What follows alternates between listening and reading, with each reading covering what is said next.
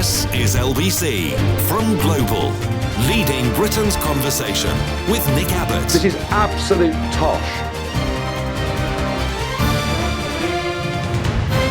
Well, let's get back to it. Prince Andrew has done what now? He's printed his a record of his military exploits. Well, I think he's rehabilitated. 3 cheers for Prince Andrew. Hip hip. Boo! Some texts and emails and such from last night. Paul texts, our supreme leader's defence is that he did not know that parties were held in his house. So the man in charge of the country can't even run his home in a lawful manner. This surely explains the mess we are all in. At least the fish are happy. Explain yourself, Bodger. I can't comment on that. Where are they gone on holiday, by the way? I wonder what the destination of holidays are per minister. I know that was a terrible sentence, but you know what I mean. Do you know what I mean? Because they're off. I'll get to that in a while. Can you believe it? Tim texts, we ended up with Boris Johnson because he was the least worst option between him and Corbyn. Hey, I'm getting, I'm going to stray into French now. Oh, no. I'm getting déjà vu. I think maybe I read those last night. I refer you to the answer I gave for some while ago. These are all last night's messages. Dave texts, these are the ones I haven't actually got to yet. Dave texts, are you excited about the FIFA World Cup in Qatar later in the year? Yeah, and I wish it wasn't called Qatar. Disgusting. I know that's not how some people pronounce it, but it is how I do. So, no. Yes, I think that'll be excellent, the World Cup in Qatar, because I really like to see professional sports persons collapsing due to heat stroke. That seems like a good idea to me. I also like to see drunken British tourists passing out in the street, where in a place where it is illegal to be drunken or British or pass out. They're very strict about that. And everything else, by the way. No wonder they... Oh, never mind. Cheryl texts, please don't blame all pensioners in voting for Bojo and the toxic Tories. I'm 71 years old and I didn't vote Tory and never will, says Cheryl. 71 years old. Congratulations, Cheryl, you made it. Foxy tweets, JRM would do the opposite to Jesus, all right. He would steal the fish and hide the loaves to spite the multitude. He'd steal the fish and hide the loaves. I expect that's right, smug. You're better informed than I am. I don't know anything.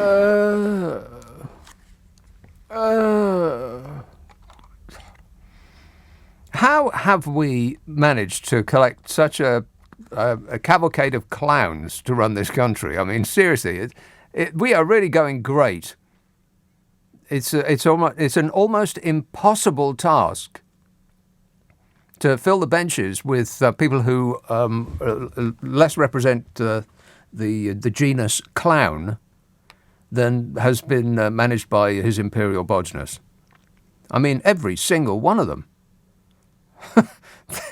they're all like comedy cartoon characters. Laura says, can I just say, as a North East Somerset constituent, the combined number of voters that vote for non-Conservative parties is more than those who vote for Jacob Smug. And that is the case with the country as a whole. But with this screwed up system that we have, most people's votes count for nothing. I think the last time around, in order to get that famous stonking majority, they pulled, 46% of the vote, something like that. So more than half of the people in this country get nothing and are supposed to be grateful for it. Thank you. Dee says this Conservative government is like an Alfred Hitchcock movie. You start off laughing and then end up screaming. Yeah, at first I was amused. Now I'm petrified.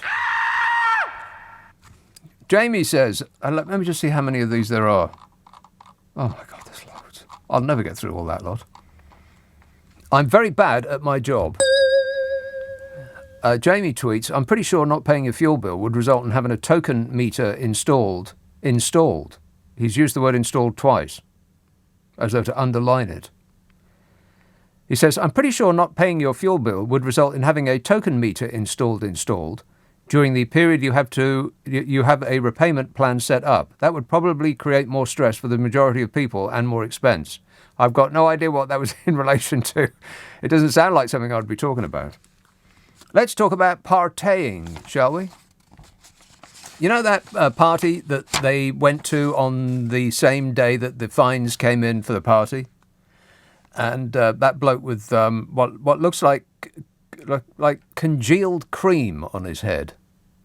What is that? It looks like hardened plastic. Like he's dipped his head into a tub of liquefied plastic and then sat in front of a heater for a couple of hours. What is it on top of that man's head? Anyway, he said that it was lovely to get together and have some fun every now and again, like every day of the week apart from Saturday and Sunday when they rest. So there was another one. If you can believe this, this was this was in an even fancier location. I think the first one was the Park Plaza Hotel. Isn't that the one that's next to where all the Russian oligarchs live? Down that lane that you can't go down for fear of getting shot a lot. I think it's the country's most expensive street. I think Princess Di used to live on it. Around the back of Kensington Palace Road or some such thing. Isn't that place they went to? Some luxury... Oh, I can only dream of going to a luxury hotel. Just hours before the drastic new cost of living bills came into place for us poor dopes who pay taxes, His Imperial Bodgeness, Boris Johnson, enjoyed a luxurious campaign and canapés do. You imagine that? Ahead of the life-changing rise in costs for bills and council tax for the people of the UK, on Thursday night, Johnson and his fellow cabinet members went to one of the world's most expensive hotels, Claridge's, in London's Mayfair, if you please. And they were going to schmooze Tory donors in public, where children could see. Disgusting.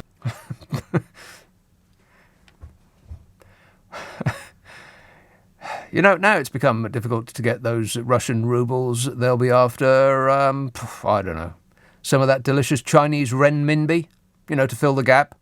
All those rubles that have gone away. Or North Korean won, maybe. Or maybe some Klingon Darsek. Yes, that's right. It's a Star Trek reference. But in my defence, I had to look that one up. I did not know the name of the Klingon currency. And shame on you if you do.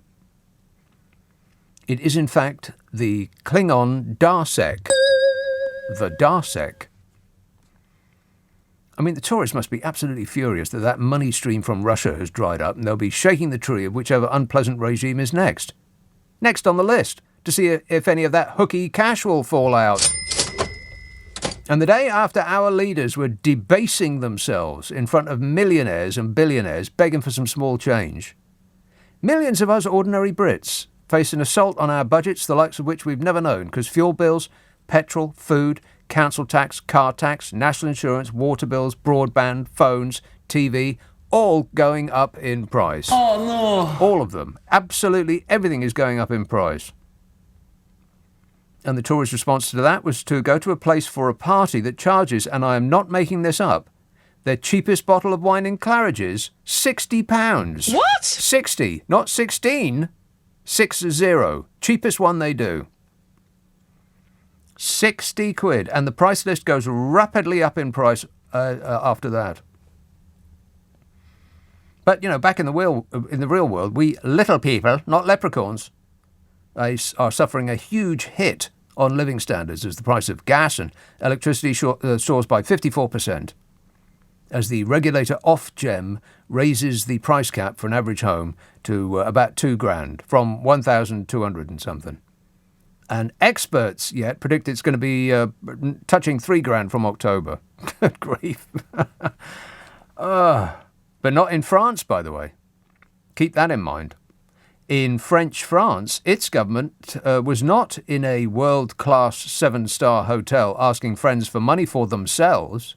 The French government was busy telling its public that its gas and electricity companies only going to put its prices up by 4%. Ours is going up by 100%. Theirs is going up by 4%. So when the Tories tell you that they can't do anything about the cost of living and that we'll just have to suffer it, just remember what the French people are benefiting from by not being led for a bunch of amoral, grasping chancers. Isn't that right, Bodge? Yes. So there's Johnson, surrounded by the most fabulous luxury in the world, in Claridge's Hotel, wooing wealthy backers with his aim to get cash for the Conservatives' Marginal Seats Fund, so that he can spend his way into remaining in power forever. He also said said to have laughed off the ongoing Partygate investigations by the Met Police. He told guests, "I can assure you, you won't be sent any questionnaires for attending this event." Funny, no? No. They're not laughing with us, they're laughing at us. According to the Super Soaraway Stun, Cabinet Ministers and MPs, including Home Secretary Priti Patel, were also in attendance as Parliament broke up for Easter. You know Priti Patel, don't you? Yeah, that's her. Schmoozing they were.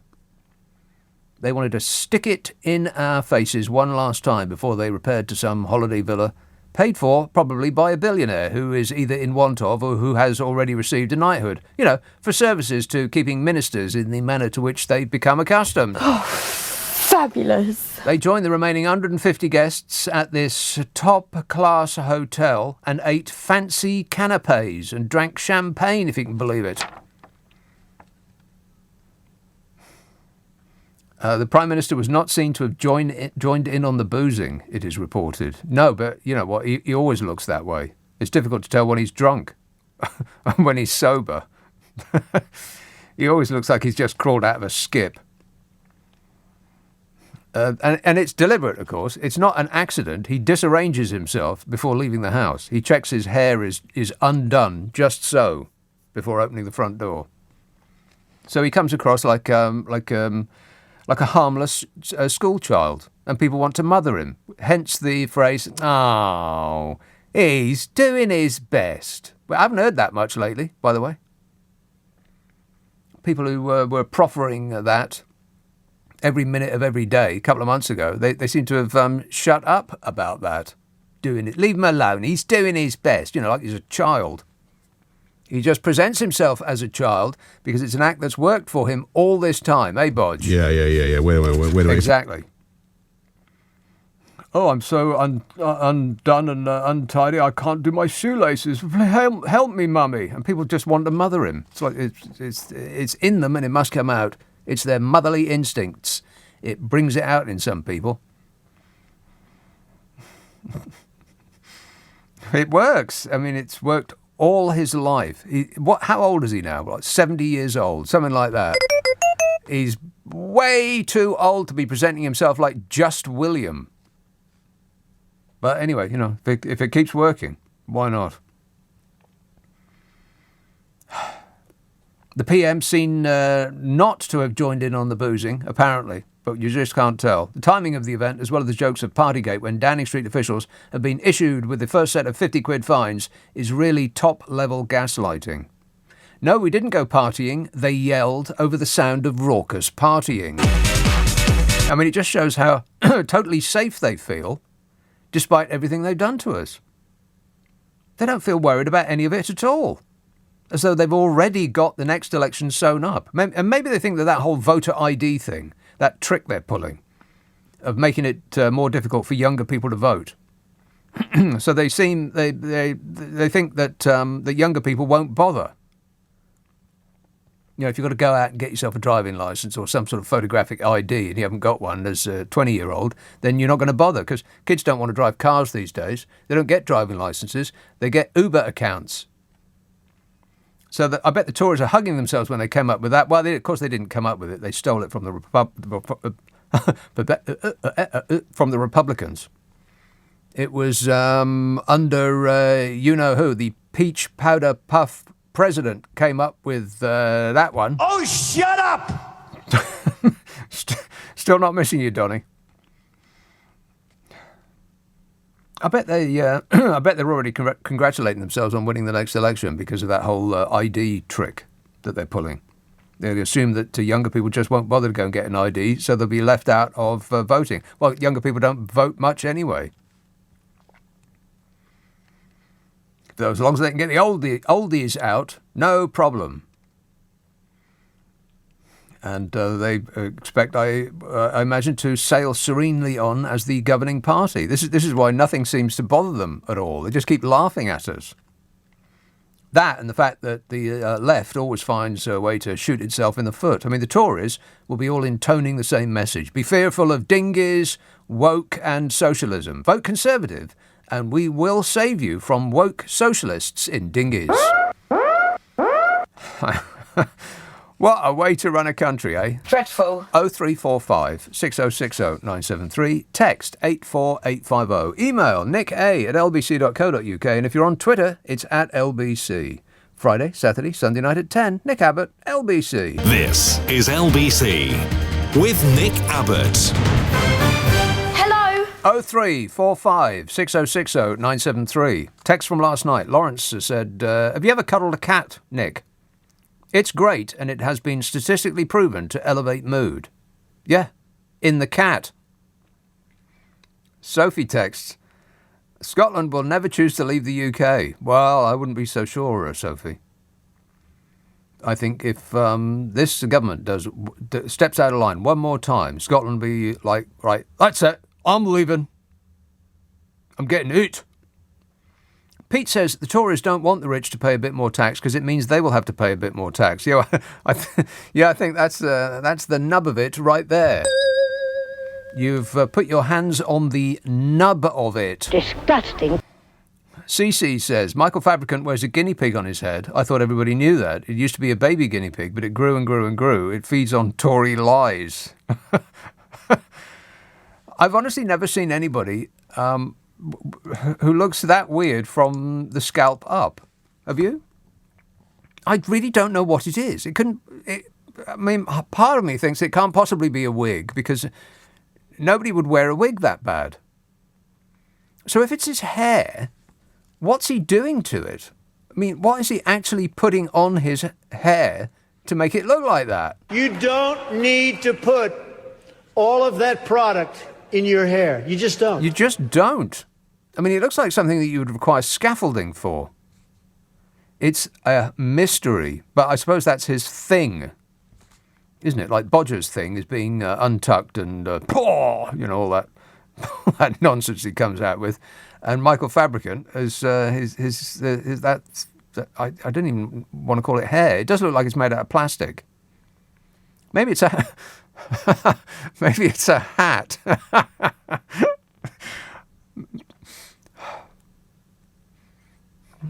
Maybe it's a motorcycle helmet. It could be. You don't know it isn't. I bet it would protect his noggin in a fall. Barry says David Miliband is more Blairite than Ed, and Ed ate a bacon sandwich. Then Cameron won the election, and then Brexit. It's all Ed's fault. Well, it's all the sandwiches' fault, you might say. Never eat on camera. Never, ever, ever, ever, ever eat on camera. Or blink, for that matter. Because if you blink and somebody takes a picture of you, you look like you're drunk. Because people just take that instant in time and assume that you're like that for a long period of time rather than just it's a millisecond. So don't blink and definitely do not eat. Not now, not ever, never. I mean, if you look at TV programs, almost nobody eats. I mean, The Sopranos, for instance, was all about food. Absolutely. But nobody ever ate any.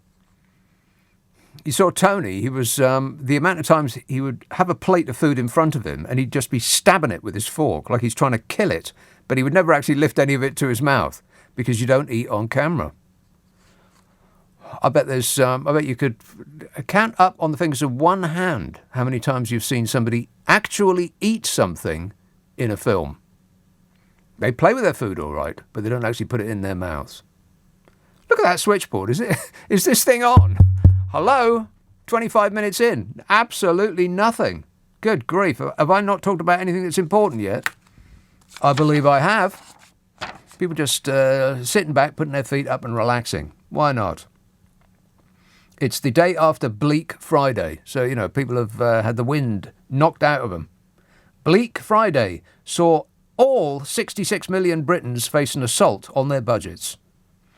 Council tax, car tax, national insurance, water bills, cost of broadband, phones, TV, all going up, all on the same day, pretty much. bleak Friday. Not Black Friday. Food prices are spiking. The pint of beer is up 20p. Booze. So in London, that's what, £10.20 a pint? Something like that. Up 20p. There are reports that some people have taken to, okay, don't do this. There are reports that some people have taken to lighting barbecues and open fires in their homes to avoid using gas or electric heating. Don't do it. No, no, no, no, no. Do not light a barbecue indoors. Energy companies insist that they can do nothing to reduce the increasing costs for customers. Right. They just shrug their shoulders. It's completely out of our control, they say, as they're coining it in, being buried up to their eyeballs in cash. Nothing we can do, they say. Energy companies. And the only answer is apparently for us consumers to use less energy. Yeah, that's right. You could cook your dinner halfway through and eat it warm but raw. It might be dead when it reaches your plate. If it gets up and runs away, then it's not. That's a sign. But, actually there is one other answer than for us consumers to use less energy. That would be for the utility companies to make less money. But that's socialism coming up again, and we'd rather starve than spread the wealth about a bit, because that's what Jeremy Corbyn would have done. Boo! So that's right out.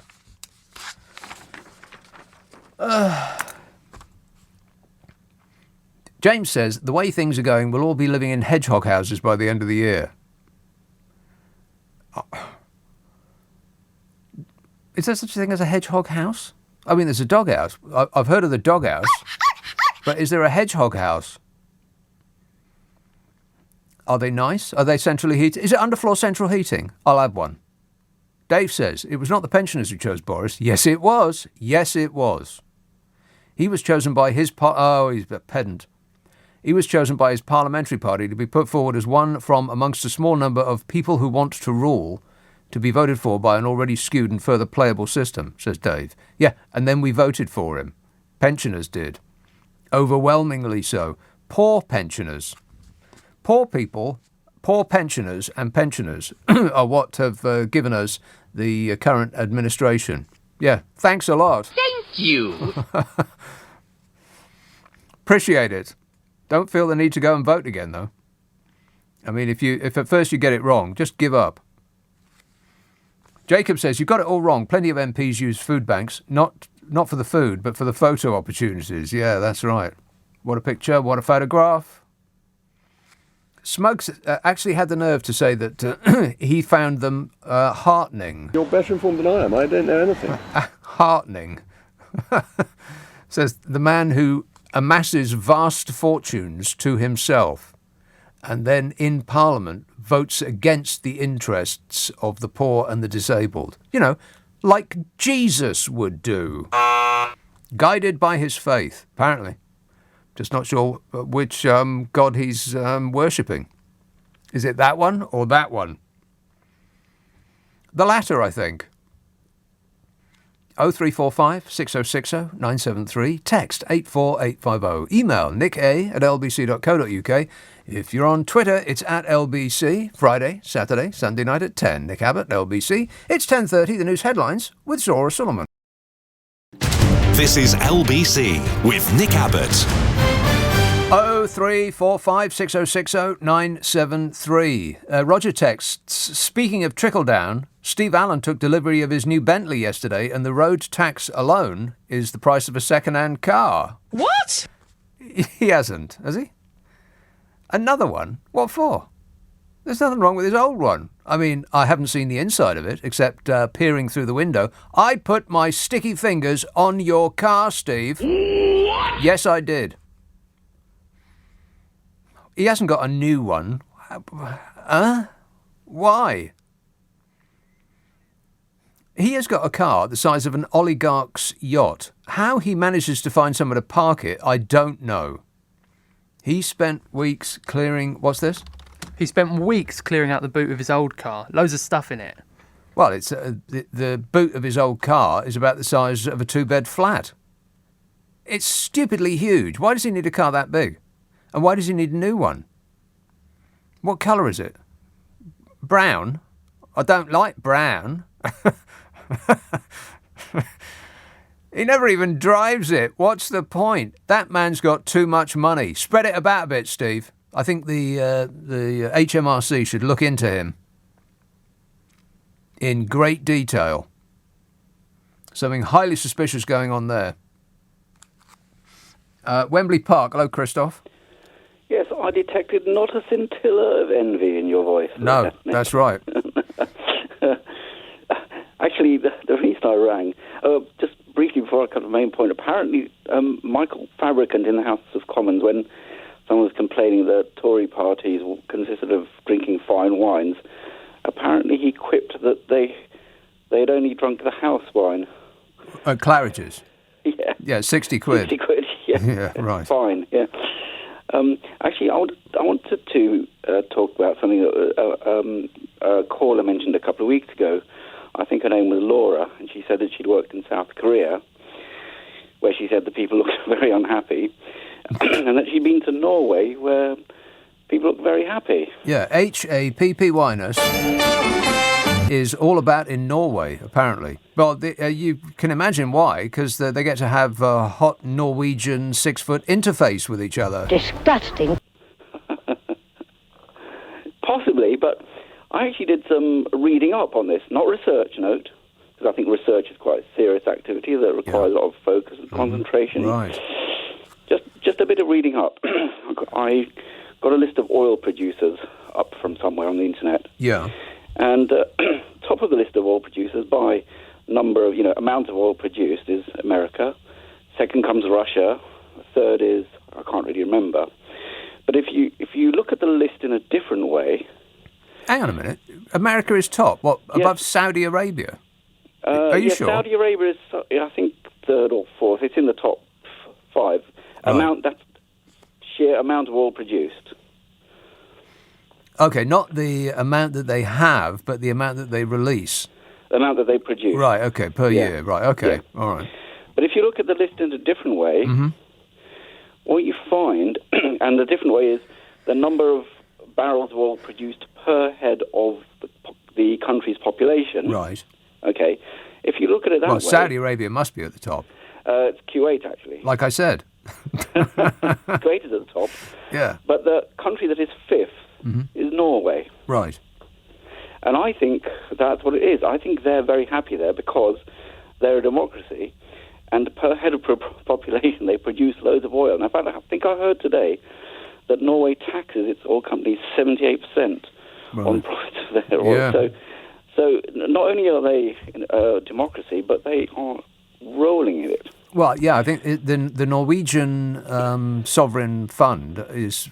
No, I might have this completely wrong. I think it's the richest in the world, isn't it? Well, I think they own everything. Possibly Kuwait is, but that's because I always just thought, people in Norway are happy because it's Scandinavian, but now I realise they're Scandinavian and they have all this lovely oil. Yeah, well, they just have a different way of thinking about money. They spread it around a bit more. It's not socialism. They just spread it around a bit more evenly. They've got a lot of it. They've got a lot of it to spread. For the benefit of everyone, as opposed to in this country and in America, where it's a winner-takes-all deal, which is only okay if you're a winner. And if you have not been born a millionaire, it's vanishingly unlikely that you will become one. I have another, just a bit more to say on my point, if you allow me, Nick, which is that of the top 20 countries in the list of barrels of oil per head of population, there's only one other one that I recognise a democracy, and that's Canada, which is 13. Right. And, I've come to the conclusion that if you were a democracy when large oil reserves were discovered in your country, you're probably going to stay a democracy. But if you were not a democracy when large oil reserves were discovered in your country, you probably will never become one. Yeah, and misery is all around. Yeah, because all of those countries that do produce oil in the sandy area, they have some of the most miserable people in the world by that happiness index. Quite.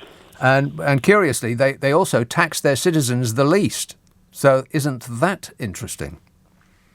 I mean, the tax in some of those places is 0. And are they happy? No. You bet your life they're not. All right, thanks a lot, Christoph. Excellent work there.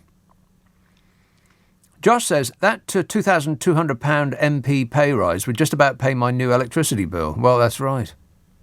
Yeah, the great thing about the 2,200, I think it's 2,212, isn't it, the MP's pay rise, which they had to accept because there was no method for not accepting it. I think that's what Bodger said, didn't he?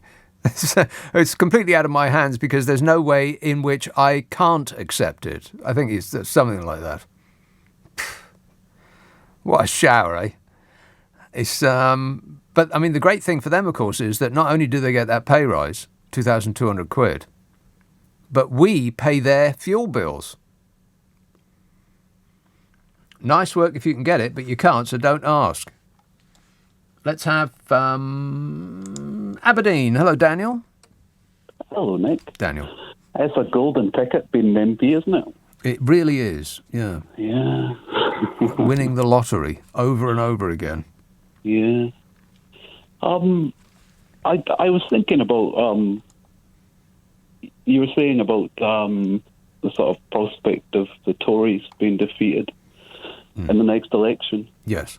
And a big factor in that is in Scotland, the sort of SNP dominating. Labour have only got how many MPs in Scotland? 1 or 2 or something? Something like that. In the past, they had a lot more. Yeah. About 40 or more, I think. Mm-hmm. So Labour are really going to have to up their game if they're going to get in power next time, just because of that. Oh, well, the Tories ain't got nothing in Scotland either. Oh, they do. Not much. More than Labour. How much? I can't just remember, but you'd be surprised at how successful the Conservatives are in Scotland, even in the Scottish Parliament. Well, they do pretty well. I would be surprised. In fact, I'm borderline thinking about looking it up, but then I remembered that it's the weekend, and I don't do homework on the weekend. Nor me, never. Yeah, good for you. All right, thanks a lot, Daniel. 0345 6060 973. I bet my glamorous assistant wants to look that up straight away. Or he would do if he was actually paying the slightest bit of attention to what I'm saying. John texts, Kit Malthouse is my local MP. I voted for him, for him to say the stuff he said today is so patronising, I won't be voting for him again. He's just Boris's lapdog. Well, they all do seem to be nodding dogs. I wrote to my MP, but in my defence, he wrote to me first. He keeps sending out these missives, these emails, saying, oh, look at me, I've done this and I've done that. And I used to just ignore them. But I've become irate because I keep seeing him on telly. He seems to have become a thing now, whereas before he was just, in the background and hardly anybody had ever heard of him. Now he's wriggling his way to the front. And I have become displeased with him. And so in response to one of these emails, instructing me, by the way, which way to vote in my local council election. And I said no, and furthermore... No. And I accused him of being Boris Johnson's nodding dog. You know, like those things they used to stick in the back shelf of a car, like an Austin Allegro, for instance. A nodding dog, I said he was. And that people will remember his defence of the indefensible Bodge next time around when the general election comes around. And he should not get too comfortable in his seat, or words to that effect. So I probably put myself in the crosshairs now. I think that constitutes making a nuisance of myself, which is 10 years in jail under the new administration. Because, that's democracy. That is freedom. That is East Yorkshire. Hello, Mike. Hi, Nick. How are you? Great, mate. Good. Couple of quickies and then on to the main point. I can help you out with Steve Allen and the Bentley. He was explaining 2 weeks ago that the old one was 3 years old, and he hates not changing them every 2 years. What? So he absolutely had to change it because he changes them every 2 years, and this one had got to be 3 years because of COVID. Seriously, has he got another job? How can anybody change a Bentley every 3 years? They cost something like £250,000. Every 2 years he changes them normally, but this had got to 3 because of COVID. So he felt he had to change it. That's what he said on his show. Well, that's not saving the planet, Steve. Right, another little one. Can we have a steward's inquiry on smug? As far as I know, if my memory serves me right, he didn't say that food banks were heartening. He said they were rather uplifting. Oh, uplifting, yeah, right. He couldn't say they were heartwarming because he doesn't have a heart, he just has a pump. Yeah, well, that's right. Yeah, it's made of cold, hard metal, yeah. Yeah, but have you seen the latest scam for slowing down the refugees coming to UK? I've just looked up, it appears that there are 6 Scottish Conservatives, so not that big. They're not that huge in Scotland, let's not get carried away. 6, I believe. That's what my information tells me. I bet they're all in the far, far north as well. Let me just check. About the refugees slowing them down, have you seen the latest scam? The refugees slowing who down? No, the government slowing refugees coming to UK. All right, go on then. Tell us. Right. The government have now run out of places in quarantine places, so anyone wanting to bring an animal can't come in. Right.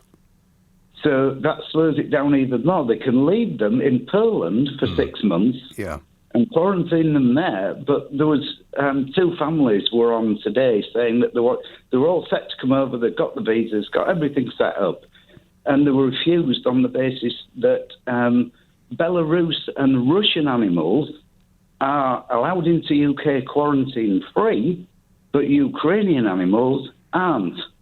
Right. And we've run out of quarantine places in the UK, so they can't come. Well, this is because these refugees had the chance, but they failed to take up the opportunity to donate £1 million to the Conservative Party, so they only have themselves to blame, frankly. Thanks a lot, Mike. 0345 6060 973. Text 84850. Email nick@lbc.co.uk. And if you're on Twitter, it's @LBC. Can you remember back a couple of years to a point in which all we had to worry about was dying from a deadly disease? Oh, what happy, glorious days they were. And that's the era from which I'm taking the best of clips from a couple of years ago now. And I put them up the internet on a podcast called The Nick Abbot Habit. It's just a half an hour long, comes out on Mondays, and it's the best of old shows. If you wish to be amused, if you wish to like check out of this living nightmare and just be amused for a half an hour, it'll be right up your alley. It's available on Global Player. If you haven't got Global Player, then you absolutely should have it in your life. It's got all the stations that we do, all the podcasts. It'll keep you entertained from now until the end of time, which the way things are going, should be in about 3 weeks. Ask for it by name on an internet near you. Nick Abbot Habit. This is LBC with Nick Abbott. More words. More words from, in this instance, Tavistock in Devon. It's a person called Rose. Hello, Rose. Oh, hello, Nick. I've just got to switch the radio off. Switch the radio off, Rose. Yes.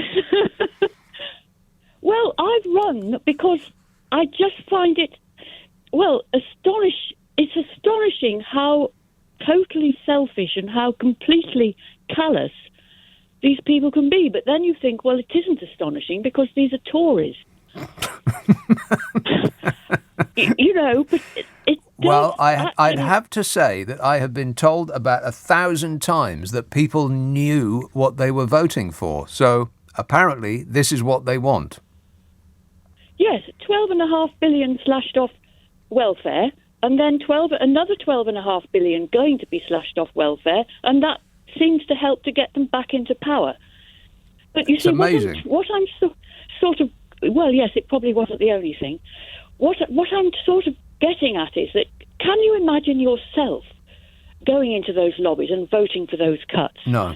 And sort of sitting there in Parliament now and not saying, the first priority is that we do something about the state that people are going to be in. Yeah. Because everybody knows that people are not going to be able to pay these bills. They're going to be very, very hungry, they're going to be very, very cold, and they're going to become ill. Apparently, this is of absolutely no concern. That's a good question. Can you anybody else? Can you imagine yourself sitting and voting for such things? Can you imagine sitting there and voting to reduce the amount of money that the long-term sick and disabled get? No, I can't. Exactly. What kind of a person would? Every single Conservative member of Parliament, I think, bar none. If you look on, there's a website called They Work For You, and it gives the voting record of each MP. I challenge you to find a Conservative MP that has not voted overwhelmingly against giving those who are long-term disabled or sick a better deal in life. They just don't do it. It's incredible. It's like they're one person, or they think as with one brain. Yes, but you see, I mean, it doesn't make any sense because it's so totally inhuman, isn't it? Well, they rely they rely on voters not looking that sort of stuff up and just paying attention to what they say. It's like they're saying, we love you, we care about you, while they're hitting you in the face, which does produce discordance in the mind, because you think, hang on a minute, they're telling me they love me, and yet they're hitting me in the face. So which am I going to believe? I'm going to believe that they actually love me and that the hitting me in the face part's an accident. I think that's pretty much where we are. That's just stupid, isn't it? That's just absolutely ridiculous. But there are so many of these people and who are behaving like this. Yep. And I mean, how can people be so completely emotionally detached? And then you get this thing of, we're going to sit back and assess the impact. Yeah, we're going to look into it. Well, assess the impact. I got this image of my father in the lab with columns. I'm not a scientist myself, so forgive me, but into which a substance might be put to see what how it reacts under certain circumstances. I've got a worse image than that. I've got a worse image than that. We're all in cages, and they're peering at us, trying to get through a maze while poking us with sticks. That's the image that I've got. Yeah, well, I'm not surprised. You see, you have a hypothesis or a theory, don't you, of what will happen to these columns, or in this case, in the minds and bodies of the people that he is assessing the impact of. Yeah. You've got to be completely detached from any feeling whatsoever to do that, haven't you? Like a psychopath. And, I mean, see, yes, how hungry, what happens if they get this hungry? Yeah. What can we do to them today, they think? And has my theory been proved that actually they can manage on sixpence a day? No, I don't think that's... Or been disproved. Yeah, I don't think they have a theory. I don't think they're really that bothered. That's it. That's what we get. And they can be confident that they will get voted in next time because they don't need a majority in order to get a stonking majority. That's the screwed up system that we have in this country, that they don't actually need the majority of the people to vote for them to get 100% of the power. It's an absolutely ridiculous system that we got. Proportional representation, people, that's what we need. Well, quite. And meanwhile, people will just die and they simply don't care, do they? Apparently not. Yeah. Or if they do, they're hiding it really well. Yes. Oh, well, never mind. It's just life. Thanks a lot, Rose. Is that it? You wanted to say something else? I was just going to make a small point, which is I'm sitting here basically in candlelight because I daren't, I put one lamp on. I drink a cup of tea every 20 minutes. I'm having one about every 2 or 3 hours. And if I were to pay these vast electricity bills that are coming down, I will not even be able to afford to rent a small place, I will have to go into a bed, sit somewhere, which will kill me. I can't stand it. I can't bear it, And that's just me. Anyway, thank you very much for listening. Well, thank you for calling. Thanks, Rose. The fifth richest economy in the world. It's not really any good to be in the fifth richest economy in the world if none of the money touches you or anybody that you know or have ever met.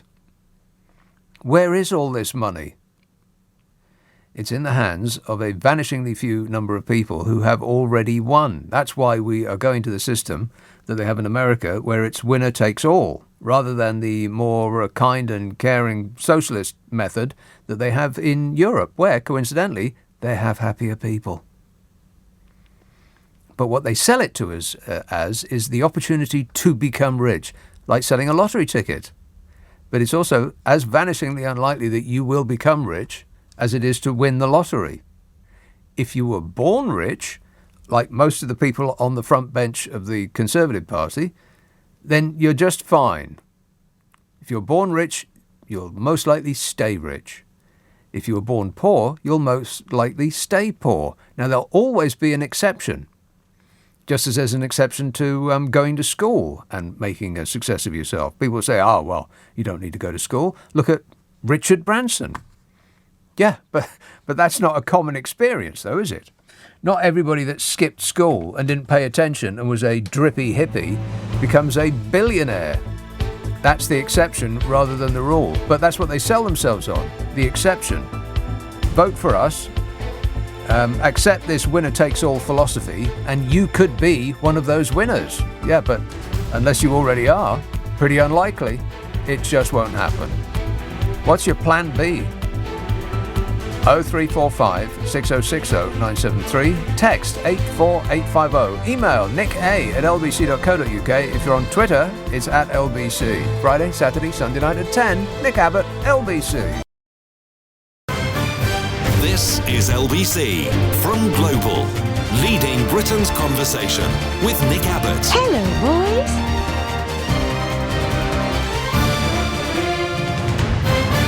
Yeah! Dude! There you are, Steve Allen. I bet you can't beat that. He's got a toilet and a sink in there. And 2 floors. Your car doesn't have 2 floors. Some shape's got 718 4x4s. What for? Why? Why has he got that then? I think he's a shopaholic. Somebody should take his credit card away from him. The man's got a problem. Simon texts, the UK's debt is now around £2.35 trillion. Not million, not billion, trillion. £2.35 trillion. But if we spent £2.35 trillion, that must mean there are people who are £2.35 trillion richer. Okay. Can't we find those people and make them pay more tax, says Simon, instead of just letting poor people freeze to death next winter? If the world was run for all of us, maybe if the world was run for all of us, full stop. That's not a complete sentence, never mind. He says, maybe if people had voted for Corbyn, this would not be happening. Uncle Jezza. No, it probably wouldn't be happening. He'd be spreading the wealth about a bit. Almost certainly he wouldn't have written endless cheques for £108 million to his donors and close personal friends and neighbours for PPE equipment that either didn't show up or, if it did, was unusable and is costing us £1 million a day just to store, and now we're burning it. That probably wouldn't have happened under Jeremy Corbyn, but maybe you know better. That's my guess. Let's have a call in Welwyn Garden City. Antonia. Hello, Nick. Antonia. First of all, I want to say how much I love your show.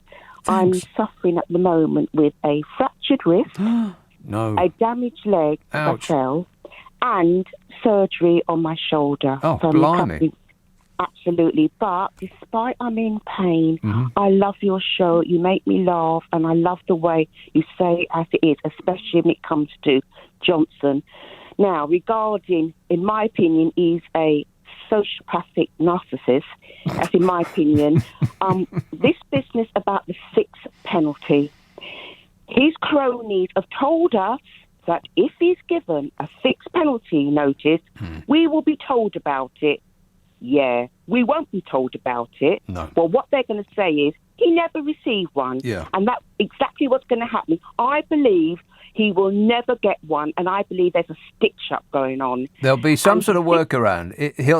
They'll say he never received one, by which they mean he didn't have the fine placed in his hand. Somebody else received it on his behalf. That will be the workaround. He probably thinks he's untouchable. He is. All I'm going to say, he is at the moment. But all I'm going to say is to all those people out there who voted for this man to come and squat at number 10 Downing Street, I hope for those that regret, because there's going to be those Brexiteers that voted for him because of Brexit, and they're probably saying, you know what, Brexit's a joke anyway now. What have we left with? We've got this man who is depriving millions of people in this country from a decent living, while him and his cronies and his billionaire cabinet friends and everybody sits pretty.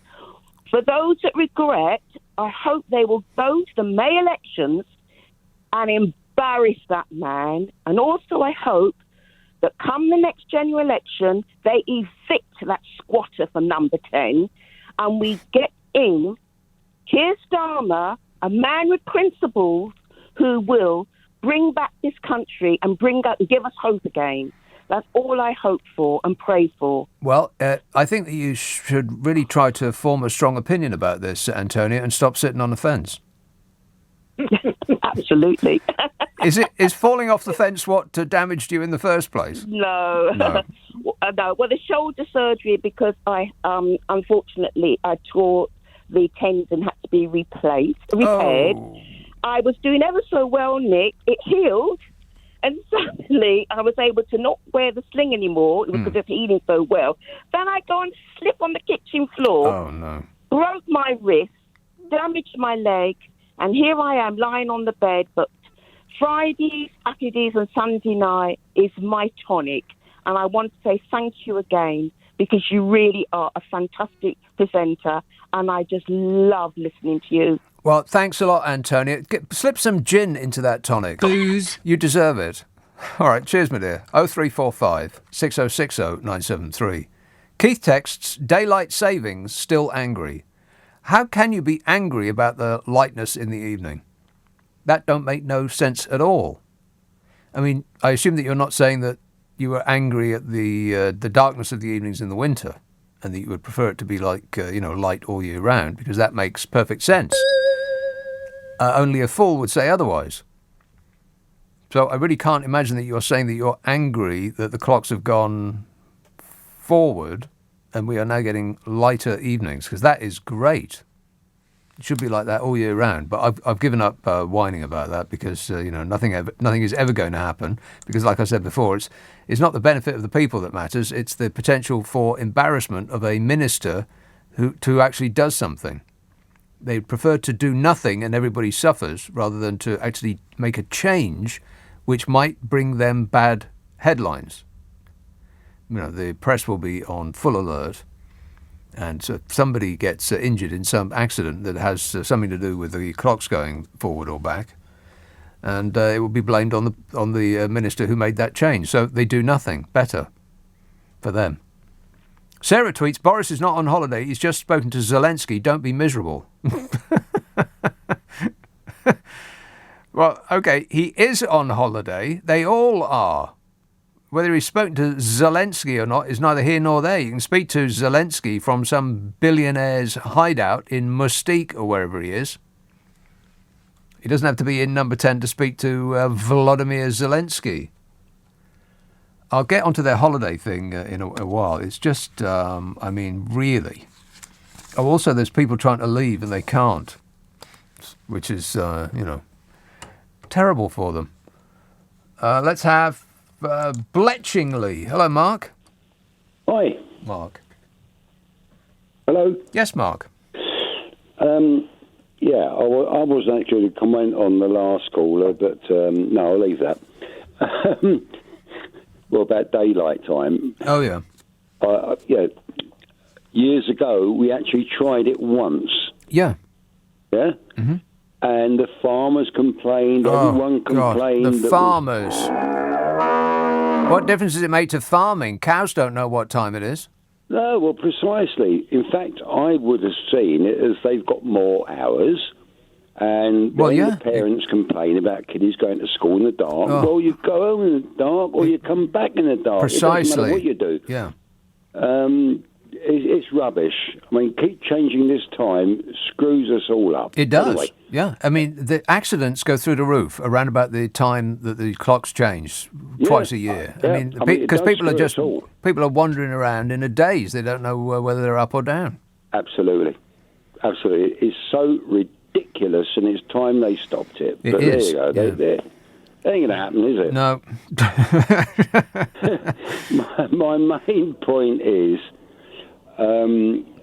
this year is the first time I've decided I'm not voting for anyone because... What? Yeah. What for? Oh, come on now. What for? You have to vote. Pick one. What for? Mike, if you say what Labour for one more Party, time. Yes. Do me a favour. The Labour Party do me a favour. Okay, all right. Do me a favour. I'm not going to vote for them. Right, okay. Why not? Keir Starmer, I cannot stand. Why not?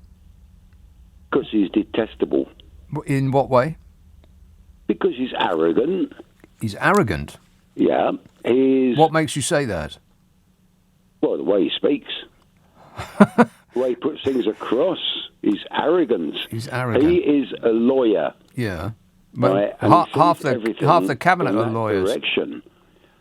Now, Boris, look, I think he's had a hard time. Oh, and people please. Don't realise it. He has had a hard time. Are you kidding me? How has he had a hard time? He's been having the time of his life. Well, you got to take a bit of fun in between, haven't you? If not, where do you stand? Look, he's had Brexit to try and finish off. Then we had the coronavirus. That Brexit that he had an oven-ready deal ready to go, and it's still not set I yet. did that once. Well, get Brexit done, he said, and it's still not done. Yeah, but who else is going to sort anything out? I mean, the Labour Party have failed every time they've been in. In what way? Well, they've left us with unemployment through the roof. No. Empty coffers. No. No? Well, not compared to the Conservative Party, no. Well, you must live on a different planet to me. Well, give me an instance, Mark, rather than just these vague assertions that it would be better if we were under the Labour Party. This is just a series of whatabouts. No, I'm not saying a bunch of sound signifying Labour. Nothing. No, I'm not saying we're better off under the Labour. I'm saying we're worse off. Exactly. That's what I'm saying. Well, no, you didn't. You said... All right, so I misspoke. Obviously, you're saying we would be worse off under Labour. That's what you've just said. Yeah. Right. But you're not backing it up by anything other than this airy ideas of it would be worse. Let's say... Without actually backing any of it up. In my 74 years, Labour, even though we used to vote for them, have never done any good. Again, this is absolute nonsense, Mark. This makes no sense. You know it makes no sense. They've never done any good. To the NHS, for instance? Well, they started it, but they didn't get it finished very well, did they? They didn't get it finished very well. I don't know why I'm wasting my time, Mark, because nothing you're saying actually makes any sense. Are you aware of that? They're just sort of vague assertions based on no information of any kind whatsoever. What are you talking about, man? Nick? Yeah, I think that's it in a nutshell. Yeah. Okay, good idea, Mark. Don't vote. I support you in that endeavour of not voting. Waz texts, how accurate is your picture on the LBC website? Just trying to picture you, says Waz. Waz, that's not even me. It's a very, very old picture for a start, and it's of somebody else. But apart from that, it's completely accurate. This is LBC with Nick Abbott. Sarah tweet, oh no, I read that. Boris is not on holiday. He's just spoken to Zelensky. He could speak to Zelensky from his poolside retreat, Sarah. Marion says, Michael Fabricant looks ridiculous. Well, that's just a verifiable fact. He does look ridiculous. Harold says, I think what is on the head of Michael Fabricant is referred to as a syrup. It looks like a congealed syrup. I don't think it's a syrup because there's no wig maker in the world that would have the nerve to make one that bad. It can't be a wig. So it looks like he's stuck his head in a bucket of liquid plastic and it's hardened in front of the fire. Other than that, I can't think of what it is. It doesn't look like hair. Al says, the Tory party and Johnson have made a compelling case for withdrawing all honours completely. Well, that entire thing should get shut down. The honours system. I mean, it's just crooked from top to bottom, isn't it? That entire thing should get shut down. All of the lords fired immediately. Replaced with people that we actually vote for, like in a democracy. Mary says their party was probably, the Tories party was probably to celebrate their unrequested salary increase. You can't make this stuff up. Yeah. It really is like gaslighting on steroids, isn't it? Yeah, we've just had fines for having a party. And what are we going to do? We're going to have another party to celebrate. Amazing. We're going to go to one of the world's most expensive hotels to celebrate to drinking a wine that costs at least 60 quid a bottle on the very day that millions of people are plunged into poverty in this, the fifth richest economy in the world. And people like that last caller are going, oh yeah, well, what would it be like under Jeremy Corbyn, under Labour? What have they ever done? What have they ever done? Introduce the national minimum wage, put 14,000 more police on the streets in England and Wales, cut crime by 32%. Funding for every pupil in England doubled between 97 and 2010. 85,000 more nurses, 32,000 more doctors. These were real nurses and real doctors, by the way, not the fantasy numbers that the Tories pluck out of the air. 86%, 5 million. And stuff like that. They fill the air with noise and numbers signifying nothing. Devolved power to the regions. 1 million pensioners lifted out of poverty. Free eye test for the over 60s. Funded the NHS by a record amount above inflation. All of the above has plummeted under the Conservative Party's tenure, the most recent, 12 blooming years. And yet we've still got that last bloke saying, essentially, it's all Labour's fault. Amazing. The stupid is strong with that one. Guildford, hello, Peter. Hello, Nick. How are you? Great, mate. As regards to the last caller, I thought to myself, I tell you what, he's one of the right-wing press's success stories. He's fallen for all of it. All of it. Every single bit of it. What did Labour do, he said. Yeah. It gave us one of the most important things in this country, the National Health Service, the welfare state, plus all the other things that you've alluded to. In the 1970s, they brought in the Redundancy Act so that people could get redundancy when they were made redundant. And what I'm fascinated by is that people are moaning now left, right and centre, and they've got absolutely right to moan because they're being ripped off by money men with the help of the Tory party. But they've got to look at themselves as well. Those that voted Conservative have got to hold themselves responsible because we knew what this man was like years ago. Well, we had the austerity, we had the welfare cuts and all the rest of it. And they still voted for a liar. And they knew what was coming. Well, I must have heard 1,000 times, we know what we were voting for. And so they must actually like what they got because they could have predicted all of this, apparently.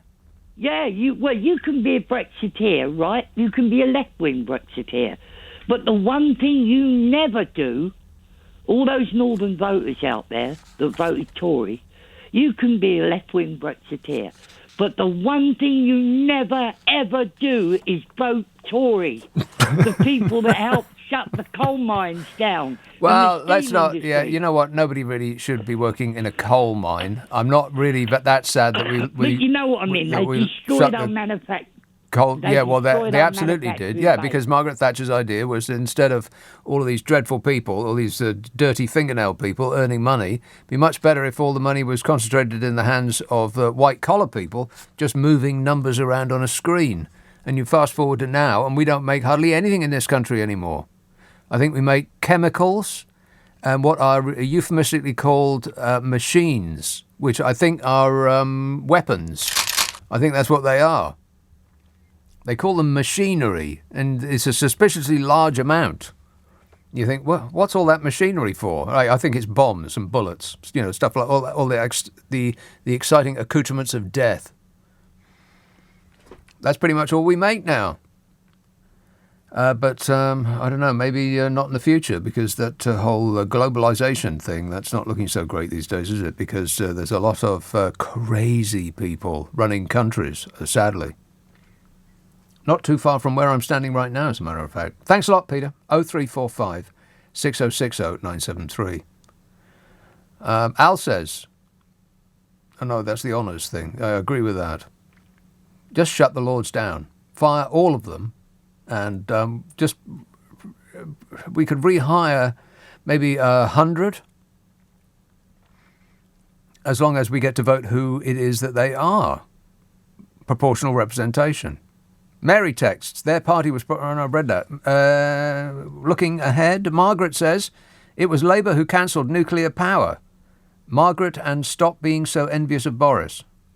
Margaret and stop being so envious of Boris. That doesn't make any sense. It was Labour who cancelled nuclear power. Margaret and stop being so envious of Boris. Okay, it doesn't make any sense, but it fits right in, oddly.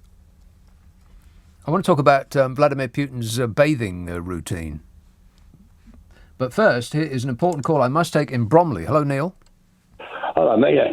I'd just like to say about Labour, despite all of the brilliant policies and whatever that you bring up, they are spectacularly and have been unelectable simply because they don't have anyone at the front. Because ultimately, people vote for people. And they don't seem to be able to have anyone, apart from Blair, who was the most conservative, Labour leader that I've ever seen, that can actually get on with, have a rapport, build up a rapport with the media and build up a rapport as far as in conferences and such like. Yeah. There's many examples. A couple spring to mind, like Neil Kinnock and Jeremy Corbyn. But these people are, regardless of what the Tories do, they seem to be. They just fail to win in spite of themselves. Yeah, I agree, kind of. But really, is that what we want in this country? We want to be entertained. No, I'm not saying that it's what we want. I'm just saying that that's the way it is. Yeah. I mean, people vote for people, and if when Neil Kinnock should have at that particular point. I mean, he made so many gaffes, so many mistakes, and obviously it's the appearance of people. People, if you look like Jeremy Corbyn, for example, who always reminded me of a geography teacher who didn't wash very often. Well, as opposed to our current dear leader. No. I mean, we have had some sleek leaders, and the Conservatives have had some sleek ones, but this one particularly is not a case in point. But if you look at Boris. If his dream was to be the king of the world, or wherever it was supposed to have been, and he's been waiting for this moment, it's obviously been a poison chalice for him. Because can you imagine what he would have thought when he's going to be prime minister? What he imagined it would be like? Neil, I think the temptation is to think just that it was that he's not having the time of his life. I bet he absolutely is. There can't possibly have been with COVID there can't have been a better time to siphon off money from the public purse and put it into the pockets of friends and donors than a pandemic. The only thing that would be better would be a war. Right. I mean, it's all very well. You see Labour on the TV, they're always sniping from the sidelines. But if you're having to deal with a worldwide epidemic, pandemic, and you're having to deal with something that's unprecedented and not, there's no way that you could plan for it. Also, well, no, that's not true. That's absolutely not true. About 6 months before it started, the government's own body said that we need a lot of PPE because there might be a pandemic coming down the line. Right. 6 months later there was, and the government had done absolutely nothing about it, so they didn't have any. Okay, so you're laying the mortality rate of COVID on the Conservative government for not doing anything about it because they had prior information, yeah? They didn't have prior information. They were told that we were not up to the task of handling a pandemic should there be one. And 6 months later there was one, and they hadn't done anything about it. Right, okay. I mean, I think it's very hard to predict something that's going to happen. I mean, you're not listening to what I'm saying. They didn't have to predict it. You don't have to predict something in order to plan for its eventuality. But in that scenario, where do you stop? I mean, so you need never actually build a hospital or hire another nurse because you don't know for sure that there are going to be sick people in the future. Of course you do. There's bound to be. There's bound to be some problem in the future. That's what governments are for, to plan ahead for the benefit of the people, not to just stumble around and wait until something's happening and then react accordingly, or just stand there with your mouth open looking stunned. They knew that they weren't up to the task of protecting this